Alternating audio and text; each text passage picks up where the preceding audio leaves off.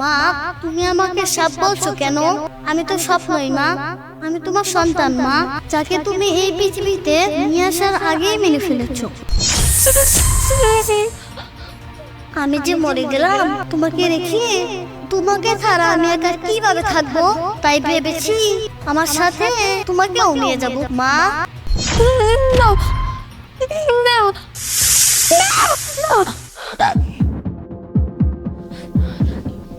কি কি হয়েছে? চিৎকার করছো কেন? সাপ, একটা সাপ বাচ্চার আওয়াজে কথা বলছে। সাপ বাচ্চার আওয়াজে কথা বলছে? মানে কি কি দেখেছো, খুলে বলো তো। একটা সাপ ডাইনিং রুমে আমাকে মামা করে ডাকছে। আমি তো ভেবেছিলাম আজকে আমাকে মেরে ফেলবে। একটা সাপ তোমাকে মামা করে ডাকছে? ও আচ্ছা, আমার মনে হয় কি আজকে সকালবেলা তুমি যে ডিসিশনটা নিয়েছো তার কারণেই তোমার সাথে এমনটা হচ্ছে। আচ্ছা, তোমার কি মনে হয় তুমি যে ডিসিশনটা নিয়েছো সেটা ঠিক?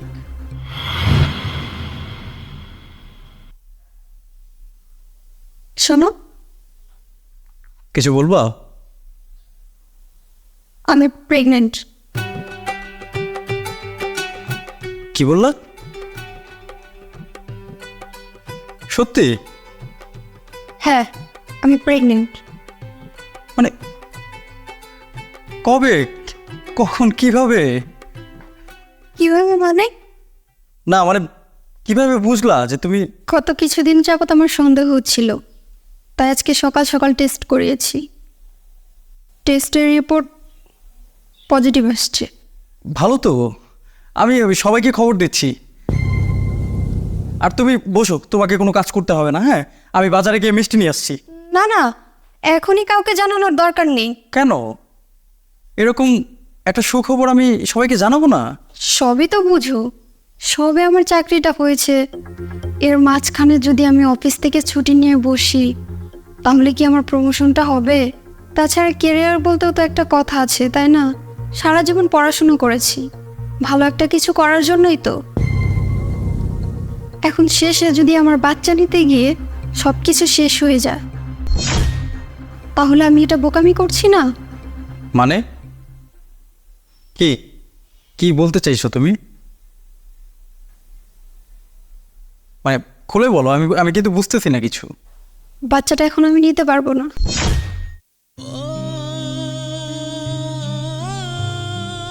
আগে লাইফে ভালো কিছু করি, তারপর 2-4 বছর পরে ভেবে দেখা যাবে। কোন ধরনের কথা বলতেছো তুমি? হ্যাঁ, মানে আমরা কি বাচ্চা নেওয়ার কোনো প্ল্যান করছিলাম? আমরা তো প্ল্যান করি নাই, আল্লাহর ইচ্ছায় হয়ে গেছে। কিভাবে বলতেছো তুমি এই কথাগুলো? কেরিয়ার কি তোমার কাছে সব কিছু? দেখো, এই বিষয় নিয়ে আমি তোমার সাথে ঝগড়া করতে পারবো না। আমি বাচ্চাটা নিব না, এটাই আমার লাস্ট ডিসিশন। ঠিক আছে, তোমাকে আমার সাথে ঝগড়া করতে হবে না। আর বাচ্চাটা তো আমার একার না, যেমন আমার অধিকার রয়েছে তোমারও অধিকার রয়েছে। ডিসিশন যেমন আমি নিতে পারি তুমিও নিতে পারো। তোমারটা তুমি নিয়েছো, এখন আমি একা তো বাচ্চাটাকে পৃথিবীতে আনতে পারবো না। তোমার যেটা ভালো লাগে তুমি করো। ছি ছি, আমি কত বড় ভুল করতে যাচ্ছিলাম।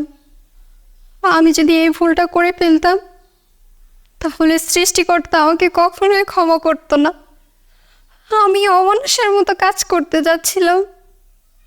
দেখো পরি, আমি আমি জানি তুমি ছোট থেকে একটা স্বাধীনচেতা পরিবারে বড় হয়েছ। তোমার বাবা মা তোমাকে এত কষ্ট করে পড়াশোনা করিয়েছে শুধুমাত্র হাতের উপর হাত তুলে বসে থাকার জন্য না। বিয়ের পরে তুমি চাকরি করবে আমাকে তুমি বলেছিলে, আর আমি সায়ও দিয়েছিলাম। কিন্তু চাকরি করবে মানে এই না যে চাকরিটাই জীবনের সব কিছু। আমাদের সন্তান, তাকে তুমি মেরে ফেলার সিদ্ধান্ত পর্যন্ত নিয়ে ফেলেছো। আর আমার কথা যখন তুমি মানোনি, আমার তোমাকে জোর করার কিছু ছিল না। তবে কিছু কিছু সময়ে সৃষ্টিকর্তা না আমাদেরকে চোখে আঙুল দিয়ে কিছু জিনিস দেখিয়ে দেয়। আজকে হয়তো তেমনটাই হয়েছে। এখনো তো সময় শেষ হয়ে যায়নি। তুমি চাইলে আমাদের আমাদের সন্তান এই পৃথিবীতে আসবে। যা বোঝার আমি বুঝে গিয়েছি। আমাকে এখন ডাক্তারের কাছে যেতে হবে। আবার আবার ডাক্তারের কাছে কেন? যাব না কেন?